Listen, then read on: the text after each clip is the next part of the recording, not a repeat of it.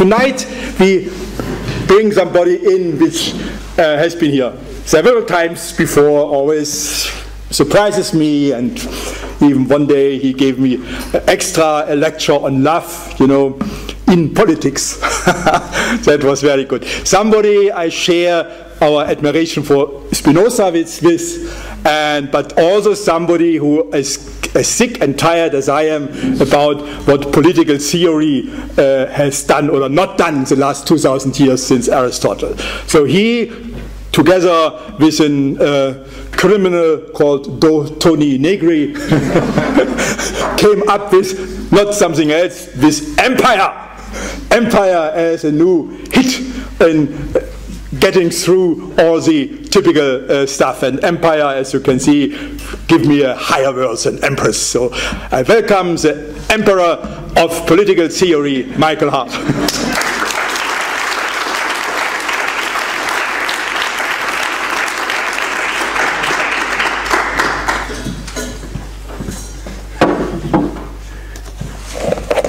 Thanks very much. I hope I can live up to the seriousness of that. So, in fact, what I have prepared is in some ways an extension of this question of a notion of a political notion of love. It seems to me it's almost for me a you could say it's a slow developing project. It's really an EGS project. I come here every 2 years, and each 2 years I have sort of a new installment on this question of what would constitute a political notion of love. Okay, so here, in fact, the title for today is For Love or Money. And the expression for love or money is generally used to indicate two extremes which cover between them the entire spectrum. So the expression in English, I wouldn't do that for love or money, means something like I wouldn't do that for anything, meaning love and money are the two poles that cover everything. And so I wouldn't do that for anything. Now, I'm, in fact, interested in reading that or as not marking an opposition, but rather a common function that love and money can share. Somewhat like the or in Spinoza's famous Deus sive natura, God or nature, like that somehow marks an equivalence.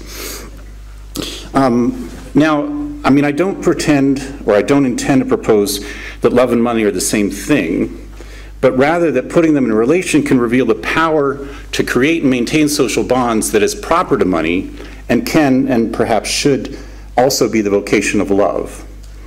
Posing love in relation to the power of the money then helps to construct a properly political concept of love. Now, I think, and maybe this is the start of this project in general, that you already mentioned, really, that I think that we lack today a political concept of love, and that our political vocabulary suffers from its absence. A political concept of love would, at the minimum, reorient our political discourses and practices in two important ways. First, it would challenge conventional conceptions that separate the logic of political interests from our affective lives and opposes political reason to the passions. So that's one thing that a political concept of love would do. And second, a political concept of love would understand love as a motor for both transformation and duration or continuity. In other words, we lose ourselves in love and open the possibility of a new world, but at the same time, love constitutes powerful bonds that last. That's what I'm aiming at today. In fact, this notion about love as constituting social bonds, that's what I want to get. Now, I've found that the attempt to develop a political concept of love today runs into a series of obstacles. So let me give you a sort of introduction to the problems. In fact, I've been most successful really in thinking about the problems, unfortunately. Maybe that's why this project never really comes to fruition. So one of the primary obstacles derives from the fact that our intimate notions of love and our social notions of love are generally held to be radically separate and even divergent. The love of the couple and the family, for example, the dominant conceptions of love in our current vocabulary are most often considered to be a private affair, whereas love of country, probably the most widely recognized public form of love today, is most often seen as operating outside the sphere of intimacy. Overcoming this obstacle is not merely a matter of revealing how power hierarchies are mobilized and managed in private, intimate love relations, or how intimacies are deployed in the formations of patriotism or other public forms of love. Those kinds of analyses seems very important to me, but they don't suffice for creating what I consider a political concept of love. A political concept of love, in contrast, I would say, must move across these scales, betraying the conventional division between personal and political, between private and public, and grasping the power to create bonds that are at once intimate and social. So that's the first thing. Yeah, so I mean, I'll also, right, I have nothing against, you know, variety of studies or even advocacy or talking about love in the intimate sphere. I just want to be clear that for me that doesn't constitute a political concept of love. So I guess I'll explain that in a minute too. So a second obstacle, maybe a more significant obstacle that I encounter has to do with the unifying qualities, practices, and aims of love as generally conceived today in both private and public spheres. Love generally names either the bond experienced by those who are already the same and or the process of unification by which differences are shed and set aside. So I'm told, for example, not only by innumerable Hollywood movies and romance novels, but also by the classics of romantic literature and the major theological traditions, that in love I will find my other half, the missing puzzle piece that completes me, and achieve union, whether that be sanctified in marriage or not. Likewise, I guess in the public scale, patriotism and nationalism aim to set aside our differences and make us one in political projects in the interests of the country, creating social national bonds. I would say also, sort of in a similar way, that fascism, populism, white supremacy are really not based primarily on hatred, as is often said, but really are forms of love, horrible forms of love. White supremacy really has love of race, like love of sameness in that sense. In fact, you could say that all of these are interpreting the mandate to love thy neighbor in a very limited and literal sense. Love those who are most like you. Love those who are most near you. I would even argue, and this is something that would probably take longer or be a diversion really, that identity projects, conventionally conceived, all of those really based on class, race, gender, sexuality, operate according to a similar conception of public love. That is, they're based on the recognition of sameness and function through a process of unification, setting aside or expelling differences in the interests of the same or what unites.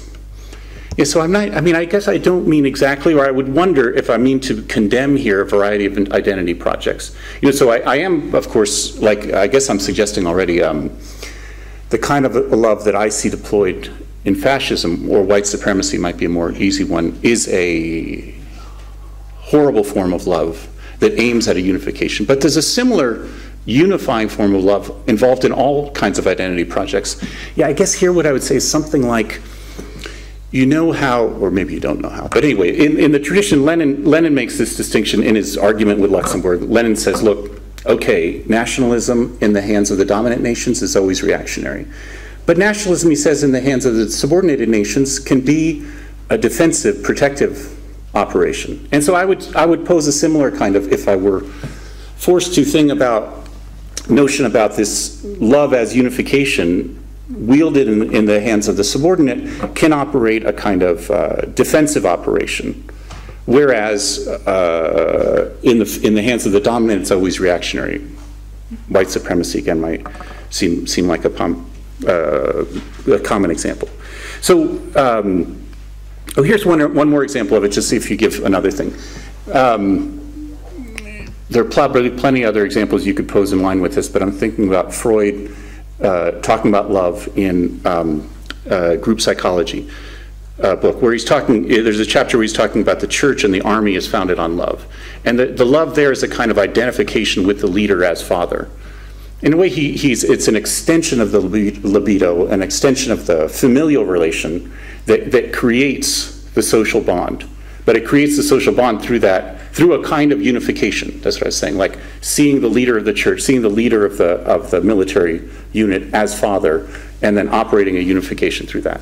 So anyway, what I've got through all this is the second obstacle I was saying that I think prevents a properly political conception of love today, is that love is primarily conceived in these terms as either, or really both, a love of those who are most like you, love of the same, or love as a process of unification, like love making us the same. And this notion of sameness seems to me to pose the obstacle to a political form of love. Like, all of these, sorry, I'll stop taking things off soon. That would make it more interesting. And, okay, it seems to me that all of these are fundamentally narcissistic forms of love. Love of the same, love of becoming the same. And I guess you could say that it's a political form of love. I mean, it's a political form of love in that it operates on power, that it exerts power, or even sometimes that it might challenge power hierarchies. But my inclination is rather to say that these forms of love that are based on either unity or unification are not political. And what I mean by that is something actually very similar to what Hannah Arendt means by politics, like that politics always involves the play and interaction of differences. So that these are not political precisely because they're based on sameness. So this is where, so let me read you a brief, just a sentence from Arendt. This is from The Human Condition, where Arendt's saying she's trying to banish love from politics. And it's for precisely the reason I was just talking about. So she says, Hannah Arendt rightly deems such love inimical to politics. Love, she claims, and this is Arendt now, is not only apolitical but anti-political, perhaps the most powerful of all anti-political human forces. And so what is Arendt? So Arendt seems to be precisely against my project. She wants to say, look, there is no political concept of love. Love has to be completely banned from politics. It's not only apolitical, it's anti-political.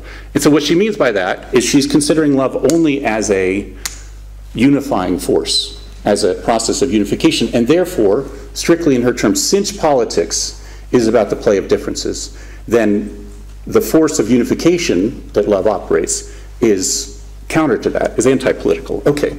And I'm sort of agreeing with her in that, like that this form of love I would call not political, or a barrier even to love being political. This conception of love as, or even practice of love as love of the same and love of becoming the same. Okay, there you go.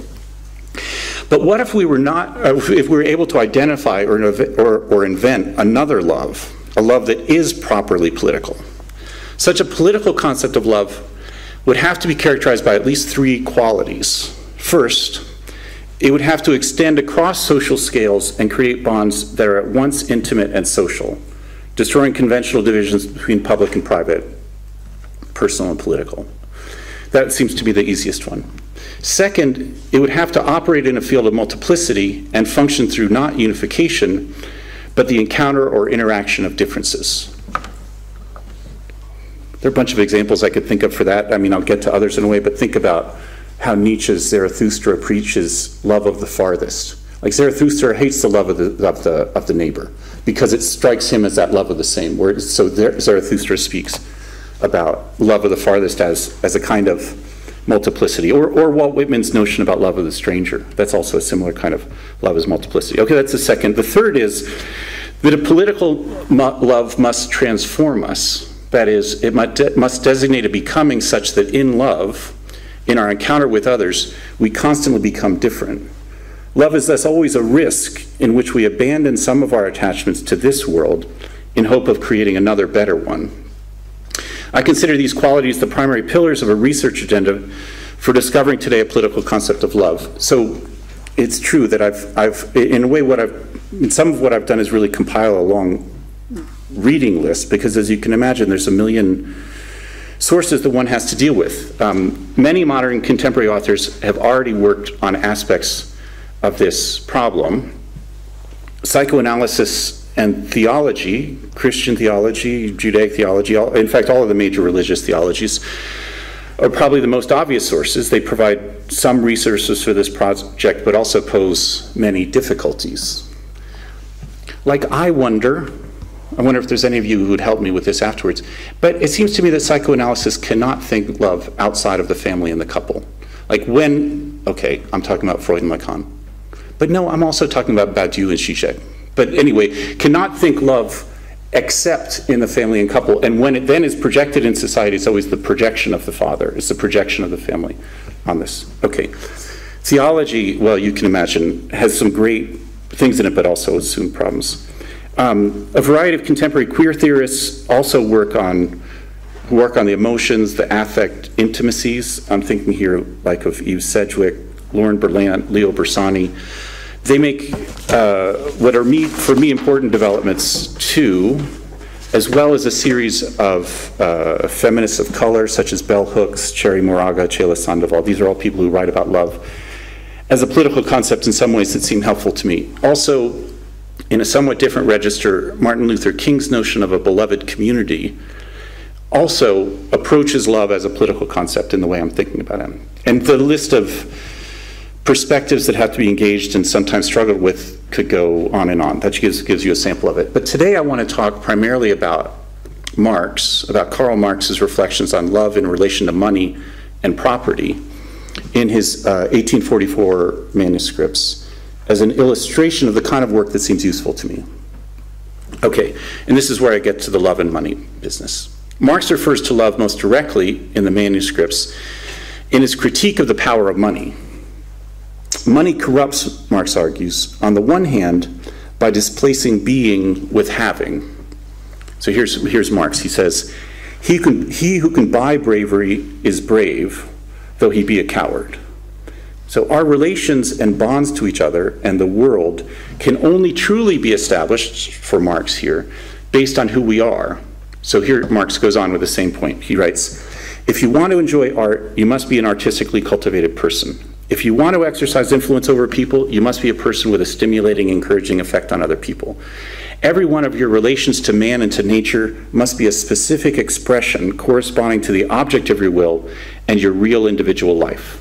So that's Marx again. So one problem with money then, in other words, for Marx, and with the way it focuses our lives on having, is not only that it distracts us from being in society and the world, but also, and more importantly, that it causes us to neglect the development of our senses and our powers to create social bonds.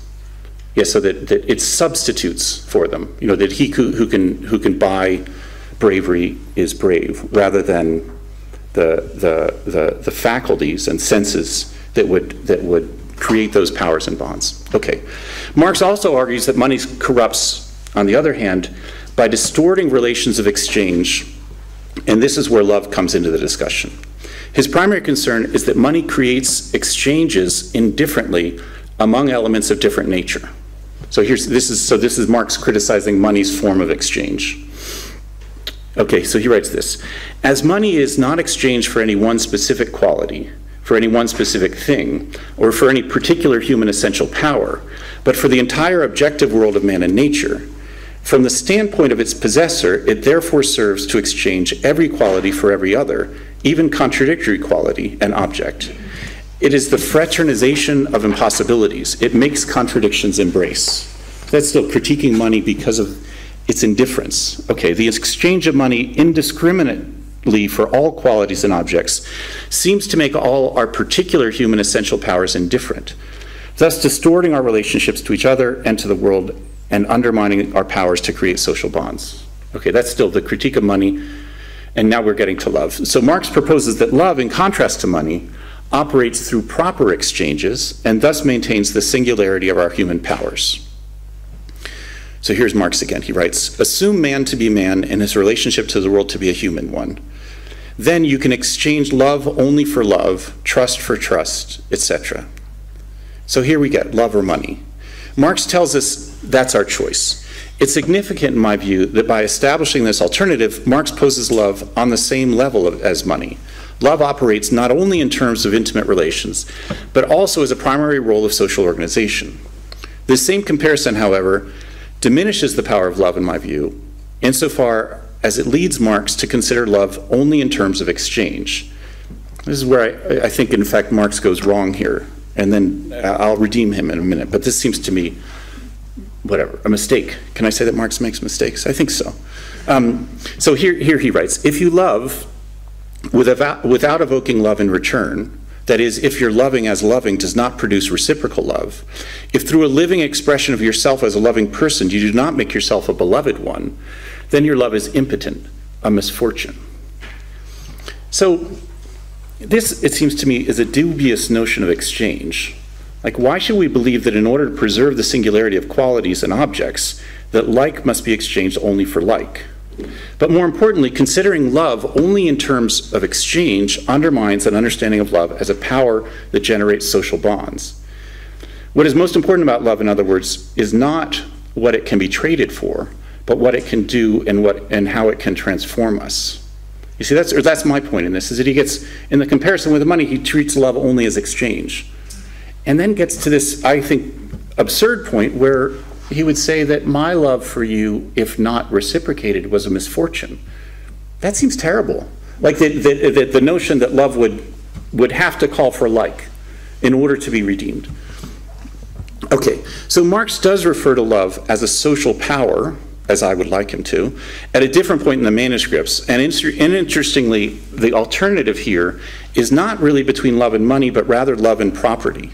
And I think that shift for him is what opens the new possibility, that the comparison is really not to money, but to property. Marx cites love as one of the senses or organs by which humans relate to each other and the world, and that will have to be created anew in communism.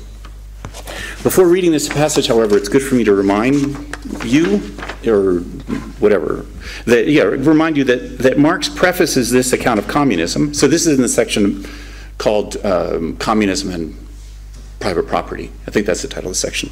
So he starts out the section by giving an account of, or a critique of, what he calls crude communism, which does not really abolish private property, but instead transfers property from the individual to the community. One consequence of all property being owned collectively by the community is that all differences in talents are leveled in such a way that makes human powers indifferent.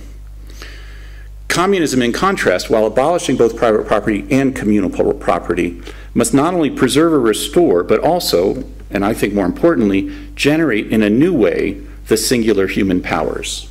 Yeah, so this notion of crude communism, that's his critique of it, more or less, is that, and what Marx is dealing with here is he's trying to separate himself from proposals of communism that are circulating in France at the time, 1840s, that propose communism as a kind of natural harmony, and one in which also, natural harmony which he objects to because of its indifferentness. And this is what he says, that it levels all talents and destroys all differences. But also, and maybe this is really the same thing, is that this crude communism, like I said, it destroys private property in order to elevate all property to the community, which for him does not, in fact, arrive at a notion of communism. Okay, I think you'll see in a minute where. So in this context, in this critique of crude communism, Marx proposes that communism and the abolition of private property requires or implies a new sensorium, that is, a renewal or expansion of the existing human senses. So here's the passage I want to read about that. Man appropriates his comprehensive essence in a comprehensive manner, that is to say, as a whole man. Okay, I'm not sure exactly what that means, but go to the next sentence.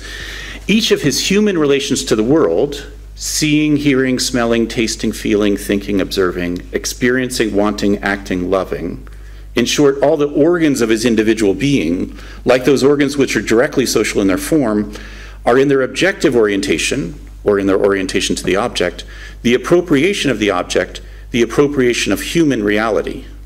Okay, that's the whole thing. So it's admittedly a very brief mention of love.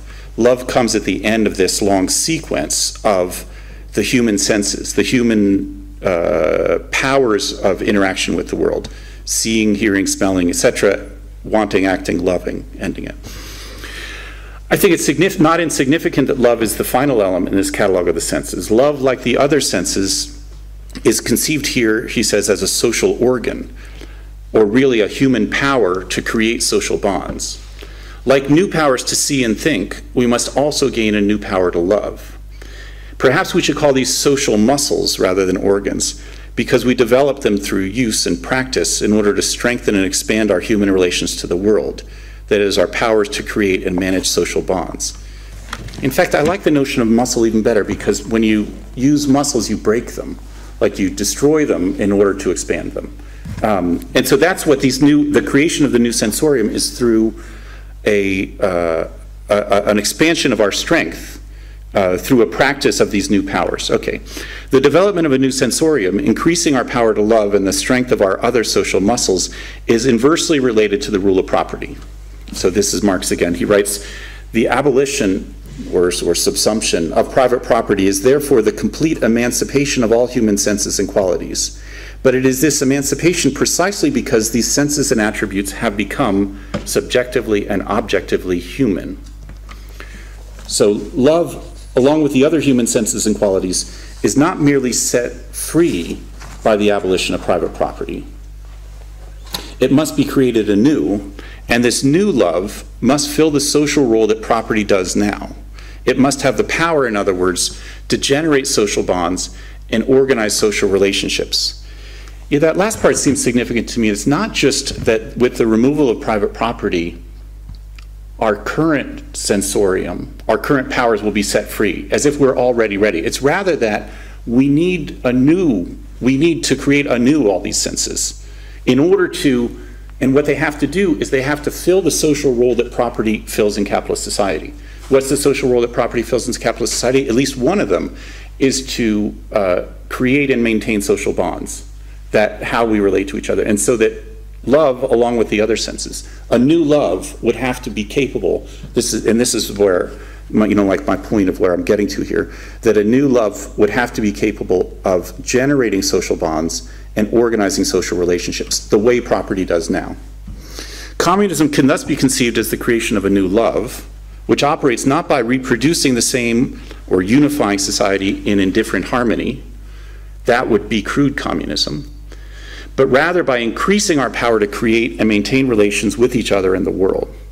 Under the rule of private property, in which property structures and maintains social orders and bonds, Marx maintains the power of love and other senses cannot be developed, and correspondingly, in order to achieve a society beyond the rule of property, those human powers would have to be transformed and expanded. Okay, so that's what I wanted to get, in a way, out of Marx in these manuscripts, that, in a way, two movements. So first he's contrasting love to money, in a way, as a more legitimate form of exchange, but I think that then when he shifts the terms, or when I recognize him thinking the terms differently, it's not a question of the relation to money as form of exchange, but really as money as representative and ambassador of property. That's when the comparison and the common social function of love and property and love and money really takes hold. So I want to return in this context to something that I'd thought previously or worked on previously about Alexander Kollontai, who's in a way following Marx in this. Kollontai, a early Soviet political figure and also feminist theorist. She also wrote novels, etc.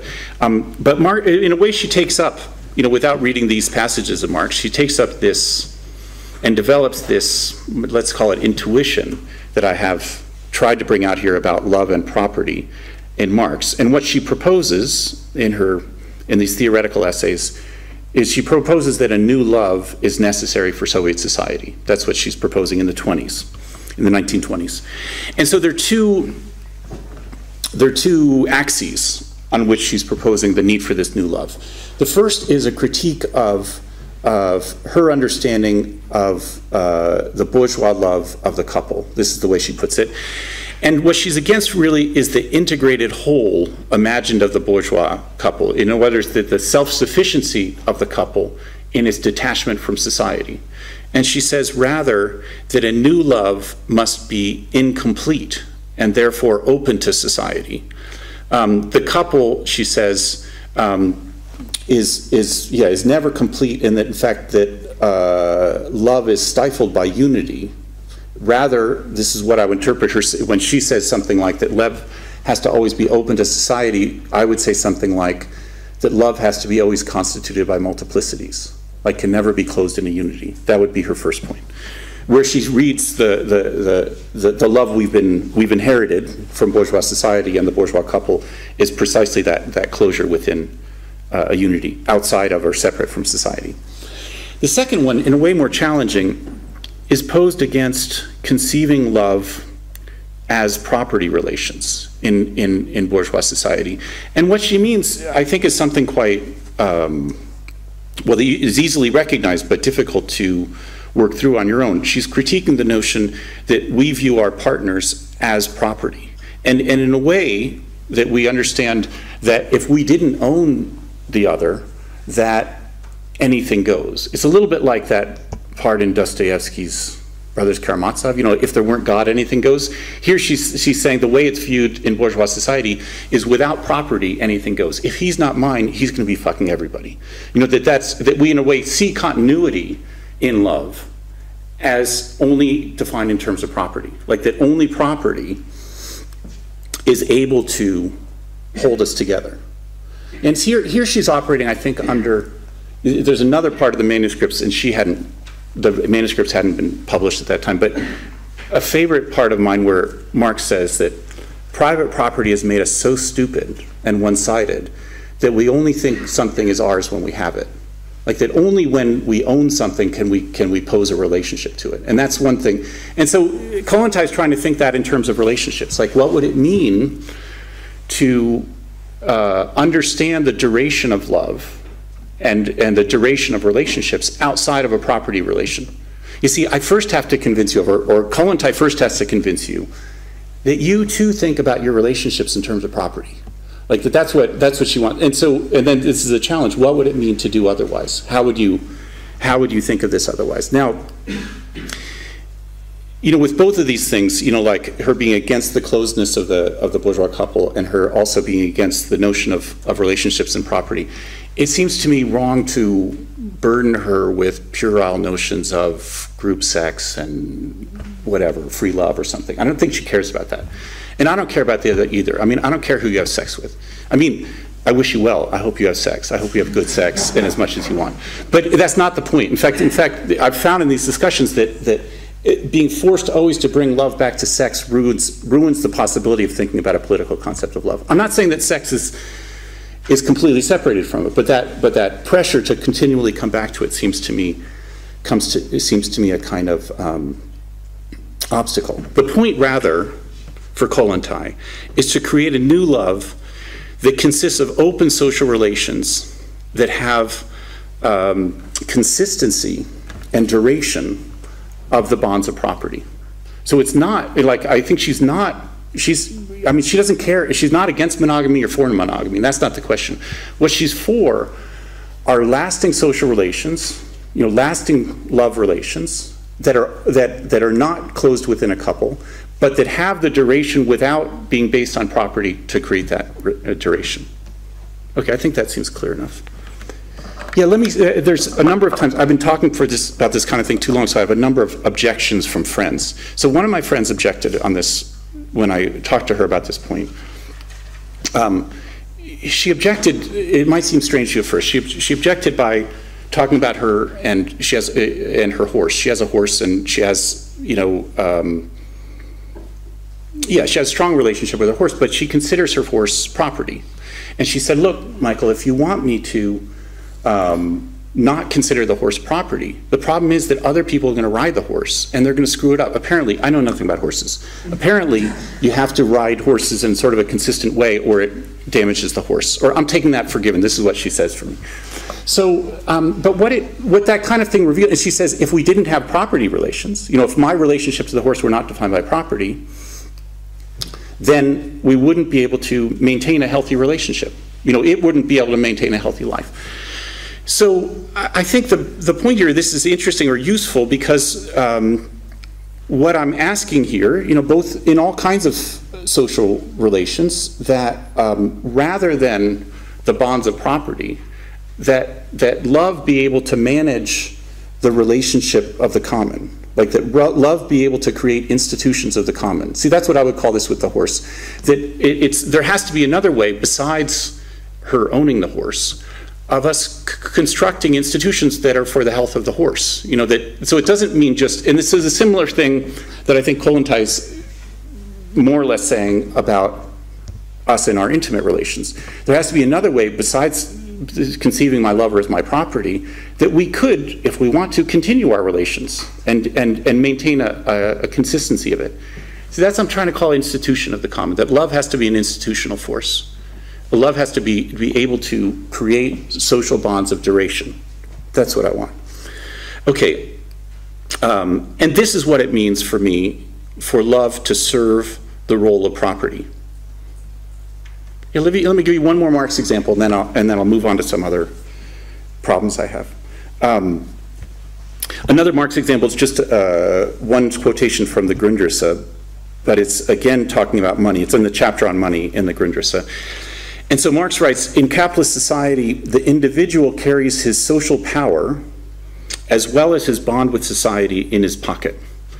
It's a nice, you know, so in his wallet, the individual in capitalist society carries both social power, like that money is that, social power, and the bond with society. So that, and it's not really with money, I would say he has a quarrel here.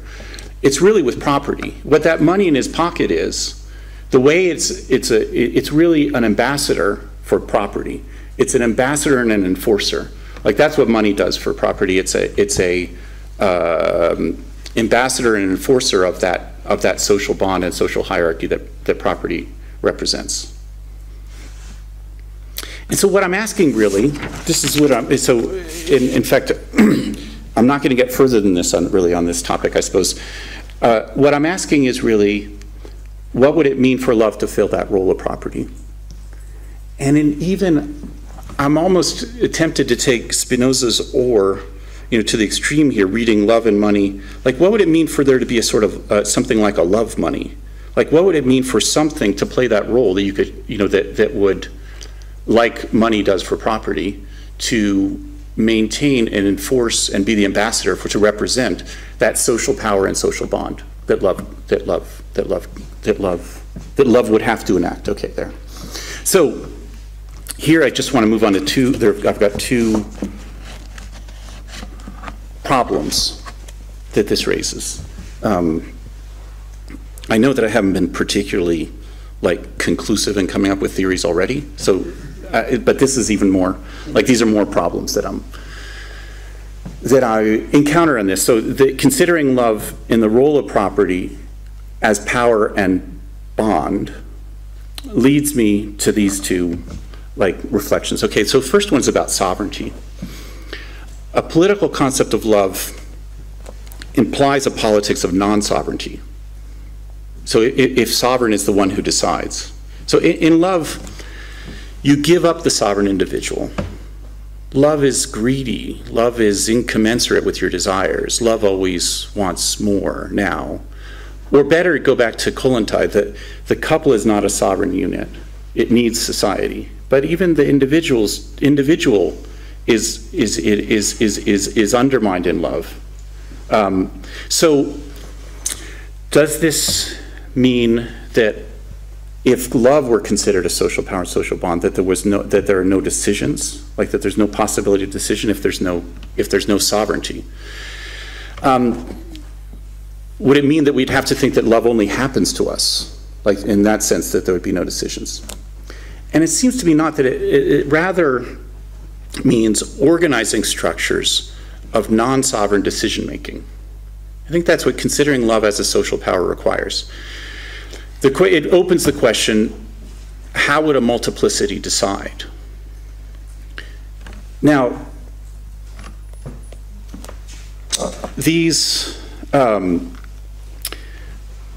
Right. I guess I would say this is the same problem that Tony Negri and I have tried to confront with this notion of the multitude.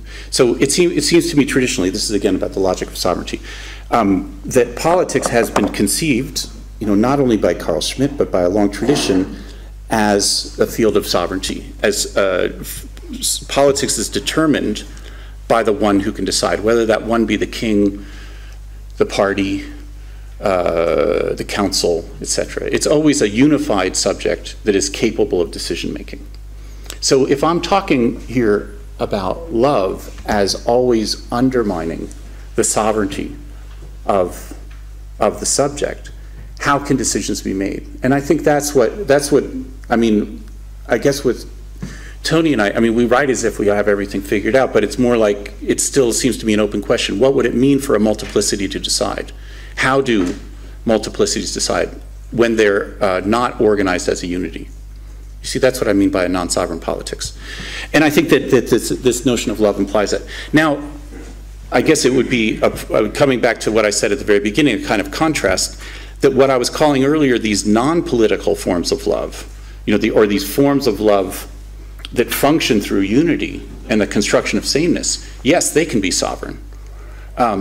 They can be sovereign because they create such unity, and therefore the sovereign decision can be made. But rather, in what I'm calling now a political form of love that I've been trying to work out here, which I say is based on multiplicity, one would have to organize structures of non-sovereign decision making. Okay, that seems like a problem to me. I hope at least it frames it as a problem. Here's the second problem. Second problem is that the two faces of love seem to have conflicting temporalities. Love as event and love as institution. Let me just explain a little bit like what I mean by that. I think the love as event is the more easily accessible one, because love is always a rupture, a shattering, a rupture with the past, a shattering of the structures of our present life. And in love we lose ourselves and perhaps find ourselves anew, remade. This is what I would say also distinguishes love from allied concepts like friendship or solidarity. There's so many different notions of friendship. There might be, you might conceive friendship in the way I'm talking about love here, but generally it seems to me that friendship and certainly solidarity are not the same sort of event. It's not a shattering. It's not a abandonment of at least certain aspects of oneself and one's present. And that's what love is. Love is certainly that event, that transformative event, the creation of the new. Okay, so on the one hand, love is that, and I think that fits well. What's I think a little bit more challenging to understand is how love is simultaneously or also an institution. Now here, by institution, I mean, and this is what I was already using that term institution, and I'm not sure if you tripped over it already, in when I was saying that love has to fill the social role that property now fills. It creates lasting social bonds. That's really what I mean by institution here. Or if you want, you could think about institution here as habit, the way Peirce and the pragmatists talk about habit. An institution, so I don't mean institution as bureaucracy. I mean institution as repeated practices. Like I say, habit, like Wittgenstein talks about a form of life, that's what I mean by institution. Or the way Proust talks about a life being constituted by repeated practices. Like you can't have a life without institutions. You know how Proust talks about, or how Marcel talks about, I don't know, we had dinner at 5 o'clock every evening except 5:30 on Sundays. Like this kind of, a life is made through that kind of repeated practices. Okay, and that's what I mean by institution here. We continually return to those we love. That love has to be an institution that way. And so love is not just an event. Love is also that return. And I would say also, yeah, so that in that sense, love is the will to repeat eternally the encounter we just had. Like, doesn't that intuitively sound like love to you? Like, so love's not only that shattering of the event, but if it was only that, whatever, but it's the will to continually return to that. And that return is what I mean by the institution. I would even say that love has to be, in this sense, a social institution. And here, I mean, by a social institution, I mean a place to which others can return to. And this is in a way a creation of a social world. So here an institution, yeah. So if it's only an institution of my own life, it wouldn't yet be a social institution. But by creating a place to which others can return to, that's what I mean as love as a social institution. And that's what I've been trying to get at with this relationship between love and property, love as a social bond, being an institution, even a social institution, to which we and others can return. Okay, so here's another friend who objects to me, who hates me talking about love as an institution. He says, look, you destroy love by talking about it as an institution. He says love has to always be new, love has to always be creative. You ruin it by making it an institution. So, okay, here's my attempt at reconciling what seem to me these two faces of love. And really the two temporalities of it, like I say. On the one hand, the punctuality of the event, and on the other, the duration of the institution, or the repetition, or the possibility of repetition. And so the first thing that occurs to me as an attempt, and maybe this is the only attempt I'll give here, is really in relation to Jean Genet's novels, and thinking about love as a ceremony. You think of love as a ritual. And even for Genet, it's a sacrament, because it's divine. Like for him, what's divine is always that creation of the new. And so it's a sacrament in the sense of a ritual ceremony, of a repetition that is always creating something new. Yeah, so here's an example for you that, well, see if it works. If it doesn't, forget about it. But think about the ritual of sex with a familiar lover. Like, I touch you here, you touch me there, then we do this, then we do that. Like, there is a kind of ritual aspect to sex with a familiar lover. But if it was only that, if it was only just repetition of the thing you've always done for the last 30 years, it would completely lose any magic. It has to be, I think that ceremony, thinking of that also as ceremony, or as a ritual, or as a sacrament, has to always be, it is of course a repetition, it is always a return, but it has to always be an event too. That's what I think I want to do, is to recognize, yeah, okay, repetition with difference, repetition with creation, or it's really that I want to interrupt the punctuality of the event in the duration of the repeated institution, the repeated ritual. Yeah, so like contrast it, say, and I think I'm giving this accurately, Alain Badiou's notion about the relationship between the event and fidelity. So in a way, for him, he's dealing with the two temporalities in separation. There is the event, death of Christ, Chinese Cultural Revolution, and then there is the duration is created through fidelity to that event.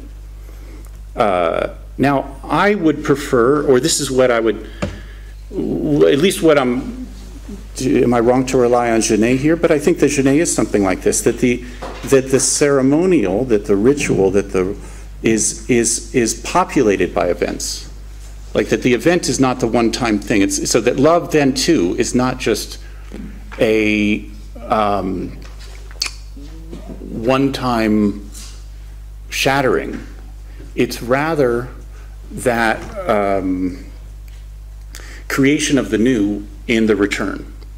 So that's what I'm saying. So I'm trying to then, you see, I'm trying to think the duration and put it in terms of social bond of love together with love as event. Well, you at least understand my problem. Maybe I'm not even convinced by my solution. I'm not sure you should be. So, but at least I want the problems clear. So, and that's what I mean by love to be both event and institution, or for that, and even to be both at once. That's what I really want from it. Okay, so all this brings me back to the qualities I cited earlier at the beginning as essential for developing a political concept of love. I'll just repeat in a way these three things I said at the beginning, just to give you a way of trying to reflect back and see either what I was trying to do or perhaps what I did in some sense. So the first is this, that love is a power that operates simultaneously at the most intimate and the widest social levels. That it breaks notions of public and private, that it operates at once at these various levels. Okay, that's the easiest one, I think. Second, that love operates not in relation to the same or through processes of unification, but rather in the encounter among differences. That's hard, but at least it's understandable what it is. And finally, love enacts a process of transformation and is also a power to create lasting bonds with each other and our world. This third character is what Marx and Kollontai highlight most clearly when they pose love and the other human powers as the alternative social powers to property, in the sense that they can and must achieve in a communist society the role that private property serves today. In other words, that a new love and a new sensorium for Marx would be necessary in order to create social bonds, to create society in a world of the abolition of private property. Okay. Marx thus gives us one point among many others for beginning today a project to construct a political concept of love that I want. That's all I have. Thanks.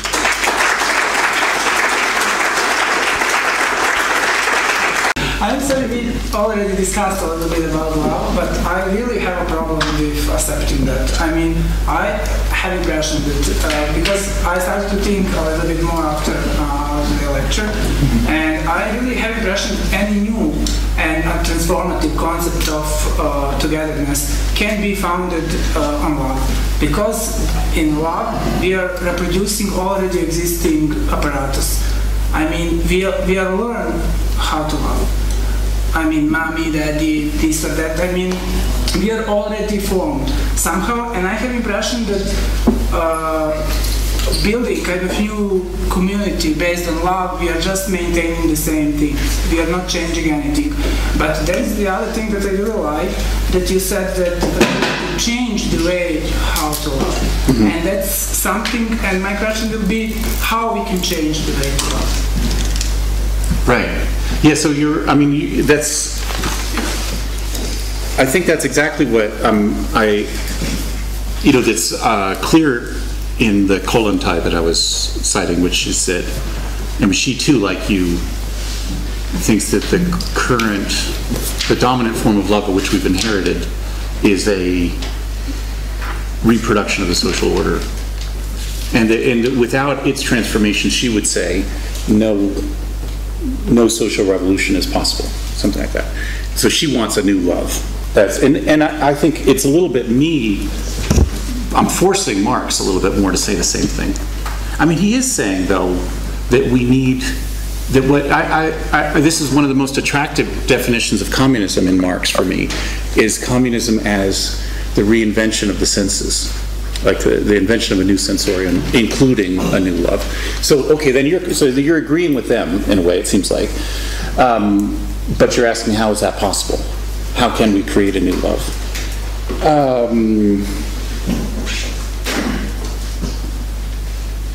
I guess not by, we're not going to create a new love by me coming up with some theory about how to do it. I think it would be one of those cases of the way to answer that would be look at what people are doing. Like, what are the practices that are trying to disrupt the unity of the couple, that are trying to betray? Does that not? No, that's just repeating. It's repeating the same situation. I mean. But I don't know. How old are you? The gays have taught us, I'm not gay, taught us so much about love. But sex, this case, certainly. Mm-hmm. So much we have not known before, have not thought possible, or make it impossible. But now impossible is not a word anymore which can stop us. It's impossible, just do it. So it is, in your case, I would say, just do it, whatever it is you want to do. Maybe next to you, it's called Kaugas or something. So that's fine. It's a start, you know. So, but it's fine. Totally different experiences than you could have otherwise. If everything you thought is not possible, she might hurt you, and the other way is. And all this proper behavior, the game took away. There is no proper anymore in life. Everything is possible. So, and this is something which is a new way of life. And it's a way in which, in the end, there's only one judge, yourself. No? So, Daniela, how do you about this thing? Daniela, just try another route. I mean, one of the things I'm trying to do here, and I'm wondering if this goes in accord with you, is I'm trying to individuate what seem to me the qualities of a new love.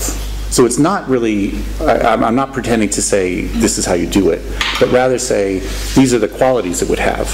It would be about the encounter of multiplicities and not the construction of unity. It would be about, so that seems to me like a intellectual approach to the thing. It's not quite answered. See, I hesitated with that because it wasn't what you were first saying. I'm okay with that. Yeah. Okay, he's agreed to allow us to go on. When I start over here. Okay, so I live in Texas. A while ago, I spent summer in Scandinavia, and in Texas, I don't know if you've been there. Well, I live in Austin. People are pretty genuine, pretty warm, pretty friendly, and there's this weird sense of community in Texas, and a weird sense of openness in a way. It's not everywhere, but there's kind of this expectation for some kind of honesty. I don't know exactly how to describe it. Anyway, so in Scandinavia, like in just take Sweden, I felt like there was this. For me, it was a really dramatic absence of human connection, and also a kind of generosity of spirit. I think there's something I encounter in my daily life in Texas, and I've come to maybe take for granted or respect, is that there is just this generosity of spirit that everyone sort of displays, and it's patently absent in my experiences across Scandinavia, specifically Sweden. Anyway, so my question for you is, where do you see these kinds of tactics bringing about or bringing out of a social system or social fabric this transformation? In Texas, I'm a mental health activist, and my attitude is one of invention. And we are constantly inventing tactics, inventing products, and sort of launching them, and they're being adopted all over the world. But it's because we are taking. It's because we have this sort of unique opportunity to be inventive in Texas. So do you think this can happen in the free market? Do you think this can happen in socialism? I mean, a socialist state like Sweden? Like, where do you see this most powerfully? This transformation is powerfully beginning and transmitting. I guess I'm not thinking about these kinds of national stereotype differences. I mean, it seems to me that, I don't think that, and so when you said at the end, does it seem to be in the free market? Does it seem to be, in that kind of framework, what I'm talking about here is about the abolition of private property.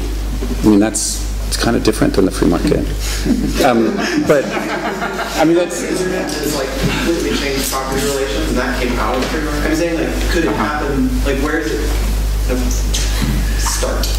Where does it start? That's almost at least the way I was interpreting Danilo's question too, which is where do we find now already? And this is what I tried to answer unsuccessfully. No, it's my fault.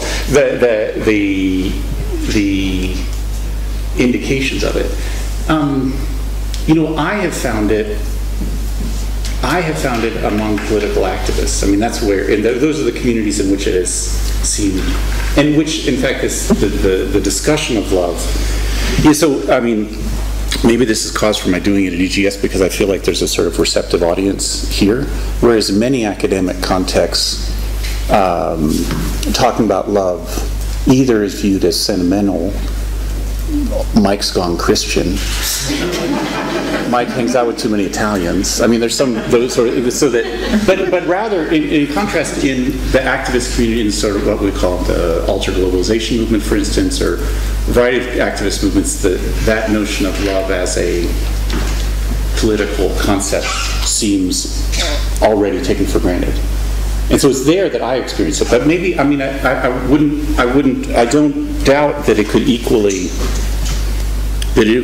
be aspired to in the mental health community in Austin too. I'm not saying that. So I don't really have, that's where I failed with Danilo too. I don't think I'd be very good at saying where this is happening.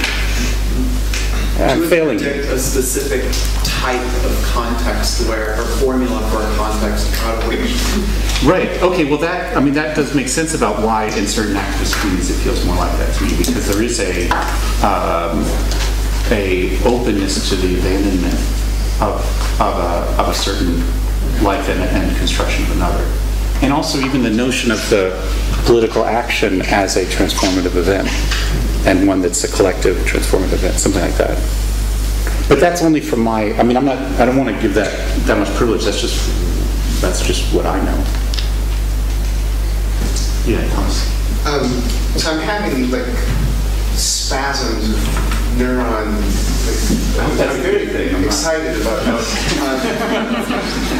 And the question that I want to ask you is about the relationship between love and sovereignty. And I guess I kind of didn't understand Wolfgang, but I think saying something similar, that love makes us fools, that we act foolish when we fall in love, whether it's with a person or with an idea or with an ideal, and that we start behaving differently when we allow ourselves to fall in love with something. That someone who's wealthy might suddenly not care about their property for the sake of love.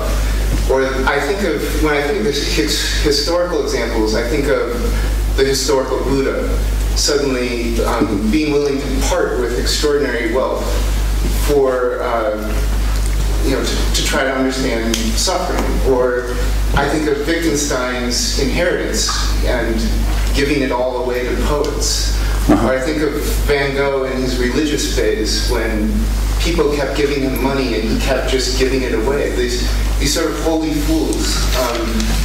And that,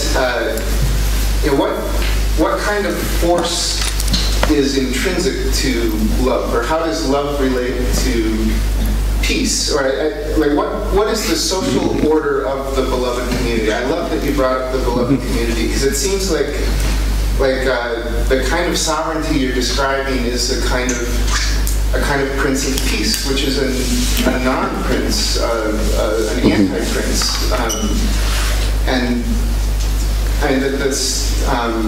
it sounds like I'm not worried that you've gone Christian so much as that you've gone anarchist. A lot of people have worried about that. I'm not sure how it fits in, but Lacan's formula that love gives what it lacks seems to be related to this question of love and power. Yeah. But my main question is this force of love, this power of love. And its relationship to peace. Right. Well, I'm not sure. Let me try one other thing that you started with, because there were a lot of different things. I'm reluctant to accept a certain conventional notion of love as separate from and contrasting to reason, like love as belonging to passion and irrationality, which is opposed to reason. I would rather see understanding a love as political concept as one which would cut across passion and reason. That would be So that it wouldn't be about politics that's separated from the affects, but rather be about an affective logic that has its own reason, something like that. So that's what, I mean, I know you weren't saying that, but that's what the first part made me think of. The notion about peace I'm not ready for yet. Like, I don't think that, I wouldn't even say that hatred's the opposite of love. I think that there's a violence to love, and there's a violence proper, to love that isn't, and maybe that should be called peace, but nonetheless, I think I'm not quite ready to make that argument. But I see what you mean by it, and it just seems to be not quite as simple to accept that for me yet. But the beloved community is a peaceable community. People kept asking King about the place in the Bible where it says Jesus came to bring a sword, and he said that's exactly right. We're breaking up, like you were saying in class today, the war machine whose aim is really this peace that's more terrible than war. That's the sword that we break that kind of peace and establish a different kind of peace. Right. I'm attracted by that, and I could imagine getting there. But I think it would take me a little bit to move through the things. Are you standing like I should maybe ask for several questions at once? How do I phrase my order? My wish is you would want to hear some female voices. Okay. So the next three, please, female. Good. That's good. You start. I might have too much of a tangible question, but I was wondering if you had seen any examples. It can be anthropological, it can be, of a political structure. Any examples of a healthy love, a form of social bond that is lasting, that does not abide by the laws of property? Okay, the first one is not that it has its own problems, but it's the first that comes to mind is Paul's notion of love in the epistles. Because, I mean, it is about essentially, definitely a community it is an explicit negation of private property, as part of the apostolic function. And also, I mean, that's one theological source that's a very interesting one about, because at that point, it's not only Paul, of course, love is a function of the construction of community. So, I mean, that's not the kind of thing, I don't know, so there's one idea, and the other would be, I would say, in all sorts of community formations that one knows, and so for me, like I was saying before, I could probably think of others, but it would come back to activist communities, say, around Seattle in 1999, like that involved a kind of convergence and connection that was aimed at, and not always successful at, creating lasting relations of a different order. I don't know, are either of those the kind of thing you're thinking? That's why I asked, because I wanted to see, I wanted to be able to conceive it in my mind, if that was possible. And I see what you're saying, because those ones were not tied to property. It was a different way that it was organized and working and collaborating. Right. So that would be the answer. Thank you. And it should also be, or at least what seemed to me useful in thinking about this is to do a kind of tacking, like a sailboat between thinking the question in intimate terms and in social terms. Because the solution should work for both. So. But then I can't give you an example of, I don't know, intimate relations I've had where we don't receive each other's property. And maybe I haven't had any. I don't know, but that would be the kind of, there should be that tack also to try to think what that would be. But this is something that, at least for me, functions not as a recounting of what already exists, but a trying to formulate what I want. So it's really not trying to describe what love is, it's really trying to decide what love could be. Does that make sense? So that's why now I'm trying to excuse myself from stumbling 4 times already on trying to give, okay, the mandate. Yeah, thanks. Okay, I really enjoyed you placing us in the what if. I think that's what is so important. What if there would be another type of love that could help us understand politically the world? I was wondering if, not to bring it down to empirical things, but if there would be some other maybe signs or conditions or qualities in Deleuze's extract of the love, the science of love, extracting it from Proust. Because I think that the way he sees the concept of sign there could give us even more possibilities to think that as if, not what if. It's funny. So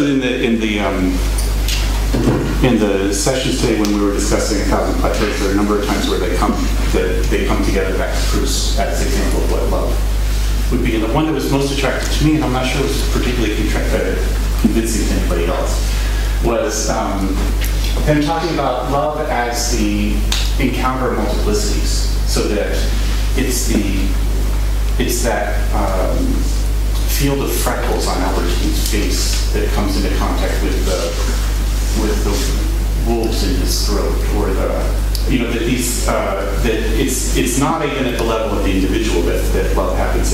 It's rather the encounter of partial multiplicities within us that create new assemblages, or create, that these lines compose something together. That's the way it was actually like to think of it. And I find that quite attractive. That notion of, one thing it does for me is it does open up that notion about love being about not only the encounter of multiplicities, but that love is about the proliferation of them. Like that in love we, not only that we become different, but that we become many. Something like that. So you're probably right that I don't have it right in mind, that also in Deleuze's Proust book, there probably would be other examples of that. Yeah, well, what I was thinking in that case is that love is not, it overcomes the possessing, all of the problems of possessing the other, which is the more material. I mean, it's still a material sign, but it's the closest thing to the immaterial sign that could help us understand a new way of coming together. And not just in Deleuze, but in Proust himself. Proust himself, right. But then there's the danger, of course, that one person's, whether they say something like one person's line of flight can be another person's imprisonment. That it's not always clear, so we're thinking about our team. There's risks in love. Maybe that's a part of it that seems really important to me. And deceit. What? Deceit.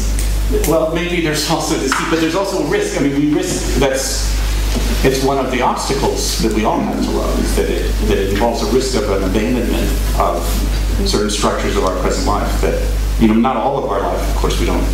The event of love isn't about, rupture of all. It's an abandonment of certain structures that then make possible this. And it's scary. It's risky. In a good way. Yeah, for sure.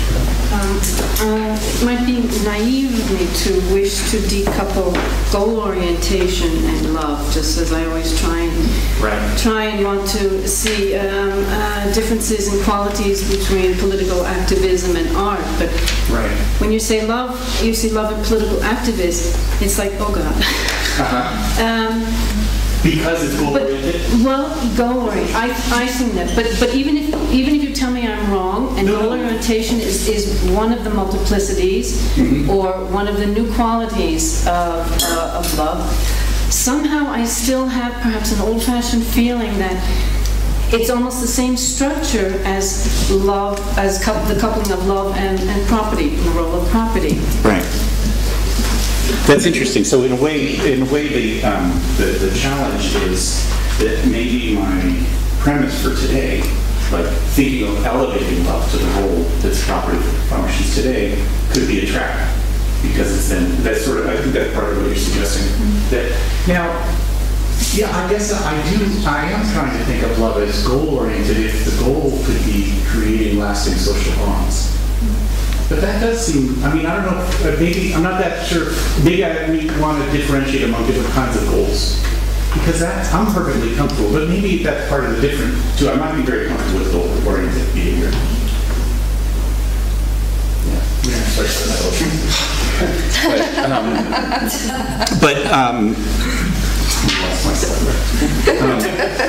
love. Yeah. I guess, but maybe that is in a way that I'm not willing to give up goal-oriented.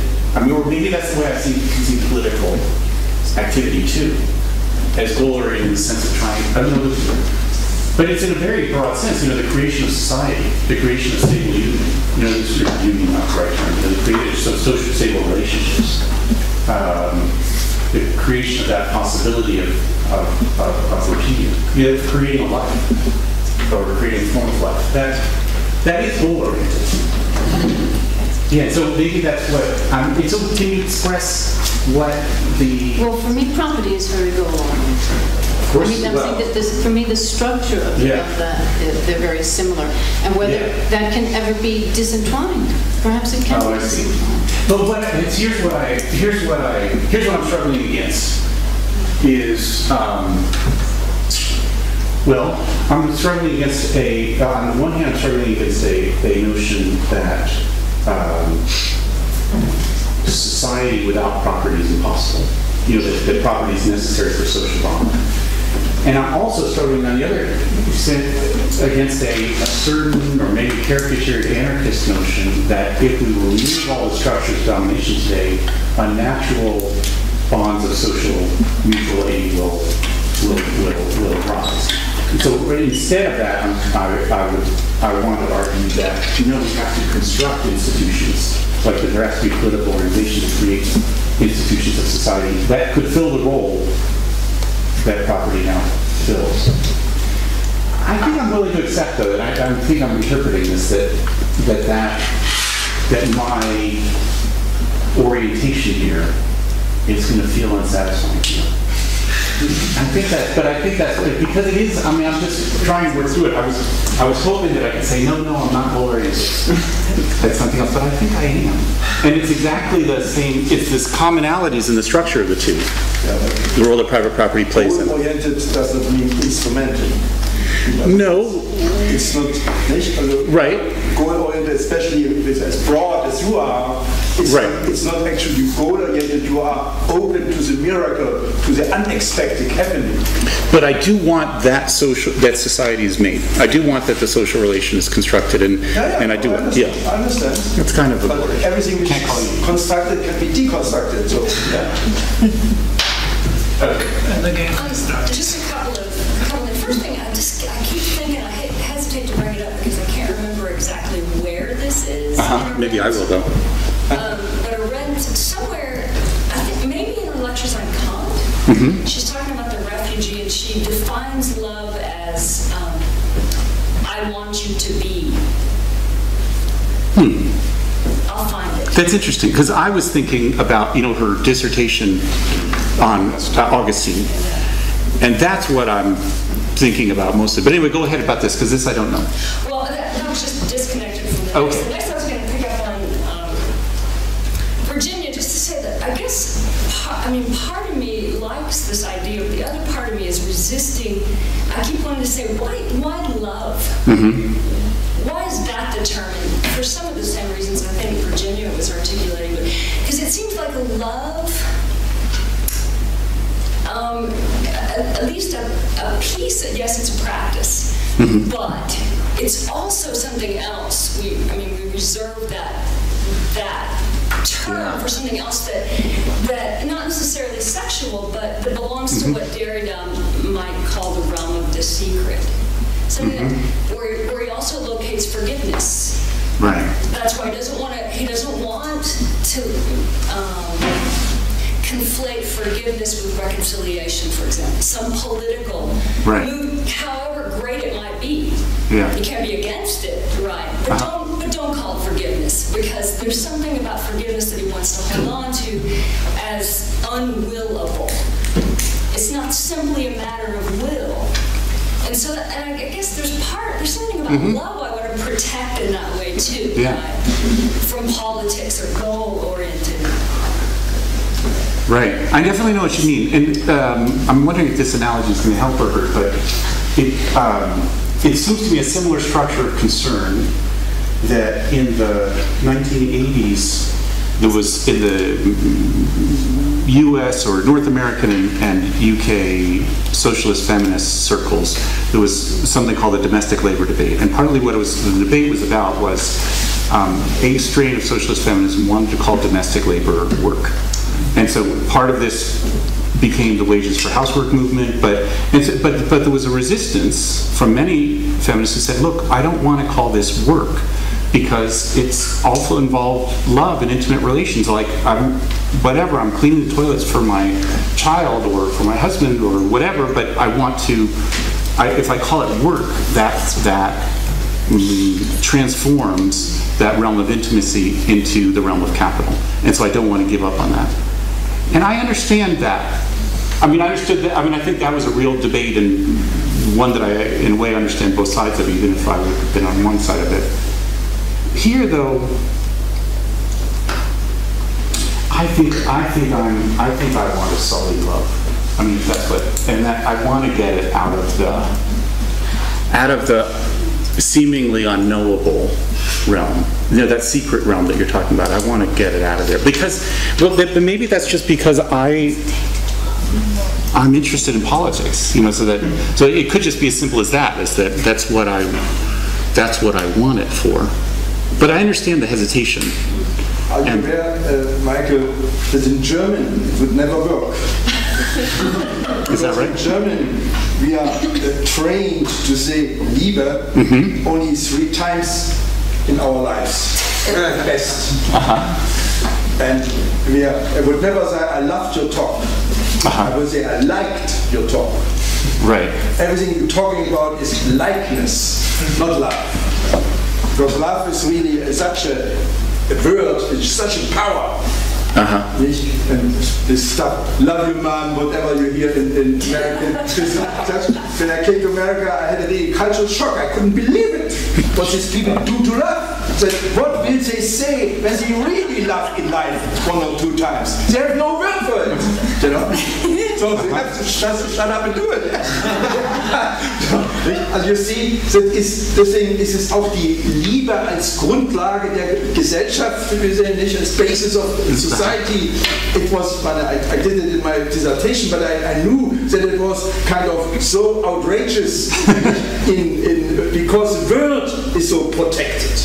And you know, we had such a hard time to protect our worlds from advertising and all this. Right. Business people, nicht? And Liebe is one of the words which still has a power but not in America. America, you talk fuck, love, whatever, it's all the same. You have no sense of language in there. And what is a word you say when you really are serious about it? You cannot say it. The word is gone. The language is gone. It's taken over. Just a little advice when you ever translate it into German.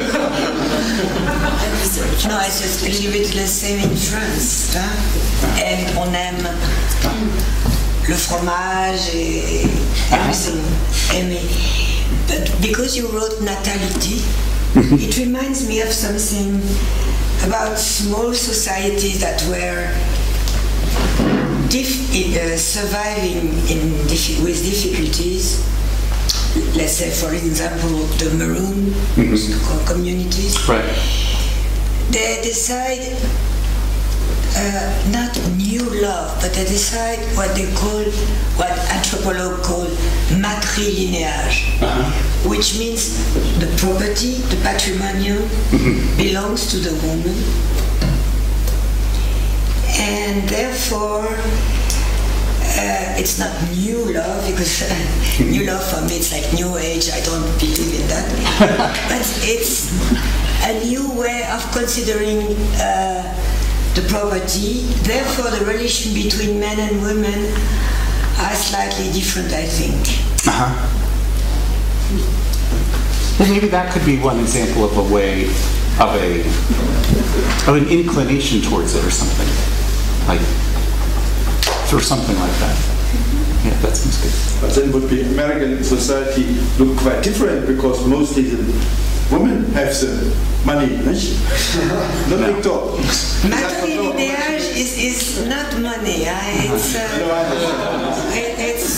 little more. What is proper? That is just yes. The idea of property. Go ahead, you've been waiting one. That's right. What's the next one? Go ahead. So I think I'm broadly with you. I'm with you that it doesn't make sense to act as though public notions of love are necessarily separate and distinct from private or intermittent notions of love.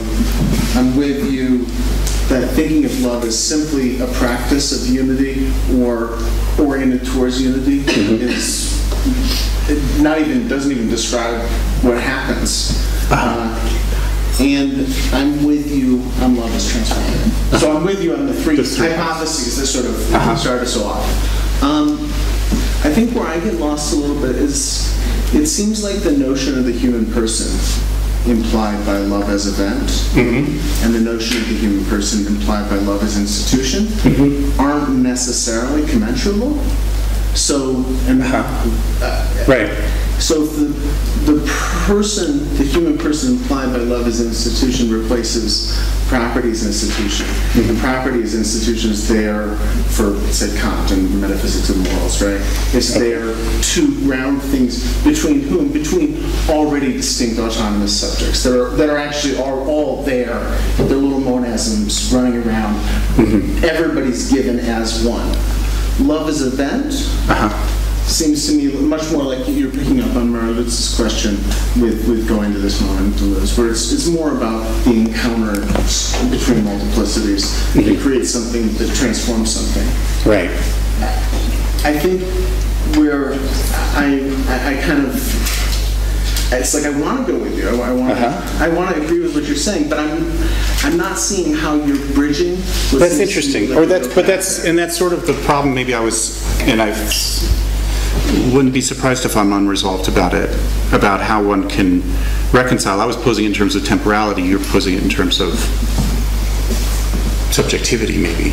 That I was saying that the temporality of the event seems to suggest the event suggests a different temporality than the duration of the institution, and you're saying it suggests a different form of subjectivity, which I suppose that the subjectivity capable of the event is plastic, and the other subjectivity capable of the institution has a kind of continuity to it. Or that needs property as an institution to create social bonds. And so I guess the idea there is, I don't have a problem with love as an institution. I think you can imagine love as an institution between plastic subjects. Yeah. Cool. But if it's replacing property as an institution, property is an institution between rigid subjects. Property is an institution that provides a sort of social glue between subjects that are all pre-constituted. Good, but that's not necessarily a problem. Right. Then, I mean, you're right though. So maybe what needs to be emphasized is the different type of subjectivity that the institution of property implies, and the type of subjectivity that a love as institution would imply. That's useful. And in that, I think of Melanie Klein. Oh, okay. So you wanted a psychoanalyst, here's a psychoanalyst, right? Love, Guilt, and Reparations, and Other Essays, 21 to 45. Love is, were those page numbers 21 to 45? No, sorry, 19. Sorry. I thought that was really good. No, it's we've got a vision of love there that's incredibly ambivalent, that's got a violence in it, and that's not in any particular way necessarily tied to dyads. Or family units. I mean, it gets played out that way. There's a particular vision there. You could imagine an institutional arrangement that tried to play out love as a style of reparation for a primary aggressivity. That's useful. Okay, it's also, you're last. Well, okay. I'm just kind of thinking about class and talking about the social formations. And I was wondering, and this doesn't necessarily deal with your text, maybe maybe I should ask another question that I have, or maybe I can ask you afterwards, I'm thinking. So, okay, I'll ask you that one afterwards. One of the things that I have problems with this term, and I want this to be real and viable, and by doing that I really want to kind of pick it apart to see how to make it stronger. But the idea of the attention economy, I'm wondering if you've thought about, we've talked about delineating possibly different kinds of love, recognizing that as we would recognize different multiplicities. So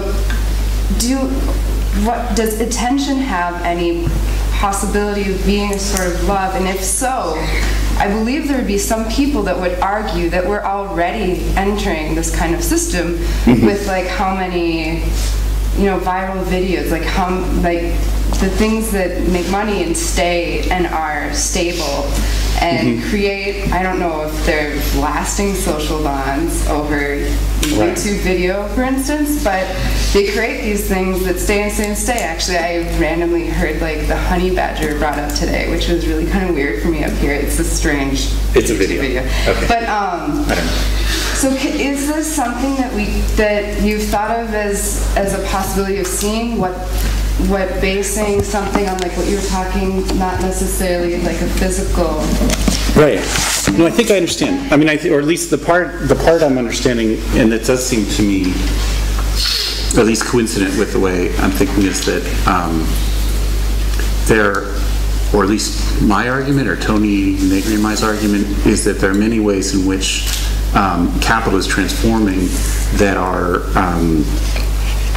is making impossible and moving outside of property relations.